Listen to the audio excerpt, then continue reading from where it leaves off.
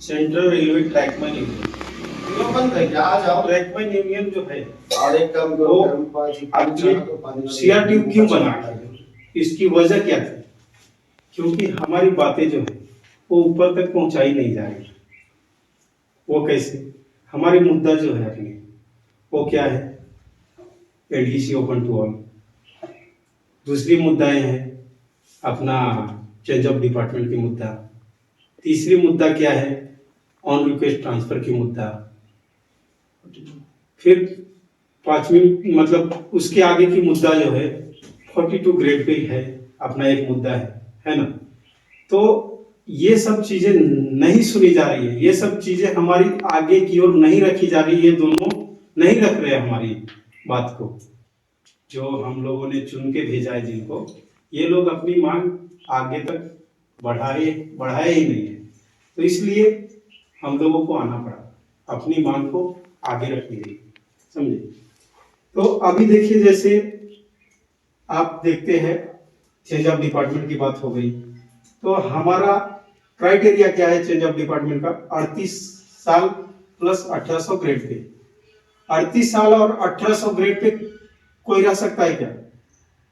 आप भर्ती हुए सपोज 27 साल में, लाइफ के 9 साल दे दिएगा आपने तैयारी में, लेकिन 27वें साल में आप भर्ती हो गए, फिर 37 ईयर में ही आपको 1900 दे दिया जाएगा, तो आप चेंज ऑफ डिपार्टमेंट से वंचित हो गए। तो ये दोहरी नीति अपने खिलाफ बनाई गई है। क्यों? क्योंकि ये यहीं रहे, आगे ना जाए। चेंज ऑफ डिपार्टमेंट की मुद्दा ये हो गई। फिर अपना आता है ऑन रिक्वेस्ट ट्रांसफर की। तो ऑन रिक्वेस्ट ट्रांसफर 2013 से ये लोग ट्रेड यूनियन में है, मान्यता है इनको, दोनों को मान्यता है। 2013 से 24 चुनाव हो गया, अभी 24 में चुनाव आने वाला है। 11 साल रहे। 11 साल में 2010 से, हम पुणे डिवीजन से बिलोंग करते तो पुणे डिवीजन में बताता हूँ, 2010 से बंदा नहीं छोड़ा गया। 2013 से आप हैं, अभी ये लोग बोलते हैं कि मैं ऑन रिक्वेस्ट ट्रांसफर की बात कर रहा हूं। छोड़ेगा? कब छोड़ेगा? जब भी एडमिनिस्ट्रेशन को बोला जाता है कि आप ऑन रिक्वेस्ट ट्रांसफर क्यों नहीं छोड़ रहे, तो वो बताते हैं कि हमारे पास वैकेंसी की कमी है, लैक ऑफ वैकेंसी। आप वैकेंसी क्यों नहीं भर रहे? वैकेंसी नहीं भर रहे। आप जब 20 लड़कों की जरूरत है, आप 18 लड़के ही लेंगे, तो कहां से वैकेंसी फुल होगी? ठीक है, तो आप 10 लड़के अगर छोड़ना है आपको, तो 20 लड़के की वैकेंसी है, तो 30 लड़के आप लीजिए, ताकि 10 को आप छोड़िए, आपका 20 फुलफिल हो। आप अगले वैकेंसी में फिर ये चीज फॉलो कीजिए। तो ये जो पॉलिसी बनाने का काम कौन करता है? अपना बोर्ड करता है, बाकी ये दोनों बैठ के करते हैं। तो ये दोनों जो है सो कभी इस पे बात ही नहीं किया, तो हमारा उद्धार कैसे होगा बताइए? और जहां वैकेंसी की कमी के कारण अपने ऊपर ज्यादा वर्कलोड आ रहा है, और वर्कलोड के कारण क्या हो रहा है? मानसिक टेंशन आती है, और मानसिक टेंशन आने के कारण रन ये वो ये सब होते हैं। तो इनसे निजात पाने के लिए अपने को क्या करना चाहिए? सीआरटीयू को जीत के लाना पड़ेगा आपको। इसका एक ही इलाज है सीआरटीयू, जो आपकी आवाज वहां तक उठाएगा। क्योंकि जब तक आप वहां पे नहीं बैठेंगे, पीएनएम आइटम में नहीं बैठेंगे आप, तब तक आपकी आवाज नहीं सुनी जाएगी। जो बच्चा रोता है उसी को दूध मिलता है, जो नहीं रोता उसको खेलने दो, अभी भूख नहीं लगी। तो ये चीज है। तो हमको बैठने की मौका ही नहीं दिया उन्होंने। हम जैसे लड़ाई झगड़ा हमने किया, तो हमको ऑफिस बेरर के रूप में दे करके हमारी मुंह चुप करने का काम किया उन्होंने, कि जो लड़का आपका आवाज उठा रहा है, एंटी कैंपेन कर रहा है, उसको आप अपने में ले लो और चुप कर दो। ये अंग्रेजों की नीति है, फुट डालो और राज करो, यही ये लोग अपना रहे हैं। फुट डालो और राज करो, एक दूसरे को लड़वाते रहो। वो यूनियन में है, वो संघ में है, बस बात यहीं पे।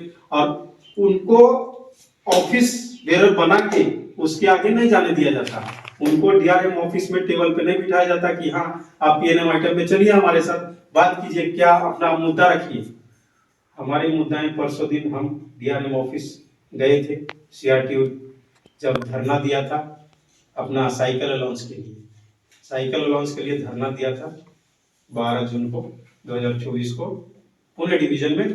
तब हमारी cycle allowance, cycle maintenance allowance चालू से है अभी पुणे डिवीजन में।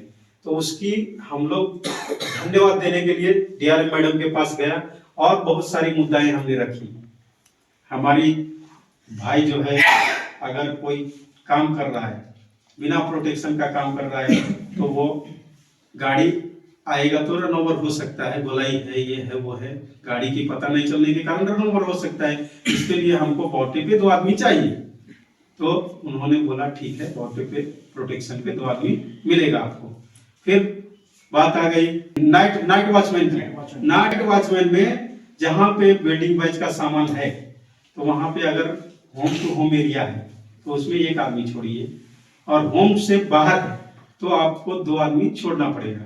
उन्होंने मान्य किया और उन्होंने ये भी बताया कि आज तक कोई भी ट्रैकमैन की बात हमारे पास नहीं पहुंचाया। आज पहली बार ऐसा है कि हमारे पास जो है सो सामने से ट्रैकमैन आया और अपनी मुद्दाएं रखी है। आज पहली बार है। अब बताइए कि उतना बड़ा अधिकारी हमसे बोल रहा है कि पहली बार है कि ट्रैकमैन की मुद्दा आई है हमारे पास। इसीलिए आप लोग ध्यान दीजिए भाई, ये अपनी मतलब कि हक की बात है, अपने हक के लिए लड़ेंगे और लड़ते रहेंगे। ठीक है, इसके साथ हम अपनी वाणी को विराम देते हैं। जय हिंद।